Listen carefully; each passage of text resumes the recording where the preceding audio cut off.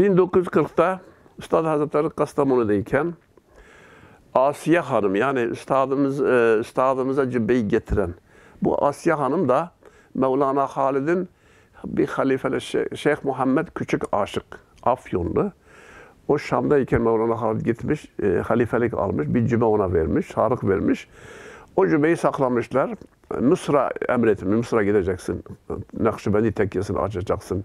Mevlana Halid ona emretmiş. Bu da yazılı kitaplarda. O da gitmiş, şey etmiş, 1300 Hicri'de orada vefat etmiş. Hicri 1300. Ve ondan sonra bu zat oğlu Muhammed Bahaddin ailesini almış, gelmiş tekrar Afyon'a. Afyon'da bu Yunan meselesi, İstiklal Savaşı'nda bunlar tabii oradan göç etmişler. Ama her şeyden önce bu cübbeyi muhafaza etmişler. Sonra onun bir kızı var, ismi Asiye.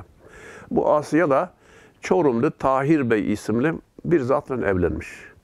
Kendisi hapishane müdürlüğü yapıyor. Üstad oradayken 1940'ta onların da tayini oraya çıkıyor. Kastamonu'ya. Cübbe de yanlarında.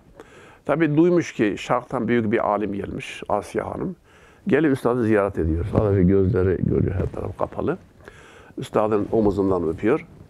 Ondan sonra Üstad çok hoşuna gidiyor Üstad. Sonra bir gün Mehmet Feyzi Efendi'ye bu cübbeyi veriyor. Diyor ki kardeşim diyor, bu Üstad'a emanet kalsın diyor. Bu cübbe. Mehmet Feyzi diyor, biz götürdük verdik, Üstad Hazretleri hemen sahiplendi diyor.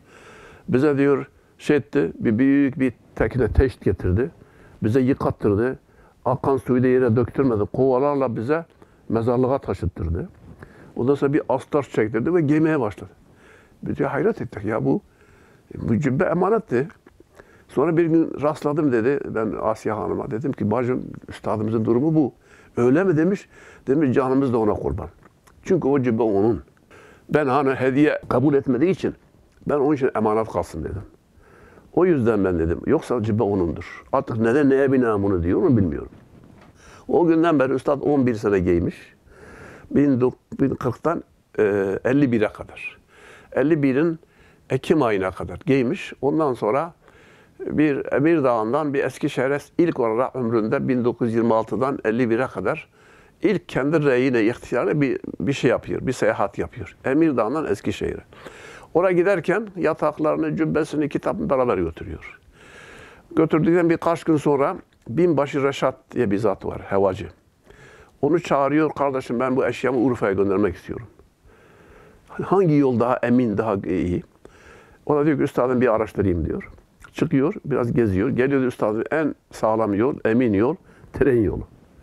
O zaman balyalar yapılıyor, sandıklara konuyor. Cübbe, kitap, yatak, somya ve Urfa Vahdi Gayber vefat etti diye bir zat. Akçakala kanalıyla, tren yoluyla oradan buraya geliyor. 1951'den 51 Ekim'inden beri bu eşya burada. Sonra Abdullah abiler geliyor. Bunu ayrı ayrı evlerde saklıyorlar uzun zaman. Bundan 10 seneye kadar, önceye kadar ayrı ayrı evlerdeyiz. Sonra ben bunları toplamaya başladım. Bir araya getirdim. Sonra baktık İsparta bir müze gibi bir şey açtı. Biz de onun gibi benzeri bir şey yaptık. Ve halen duruyor elhamdülillah.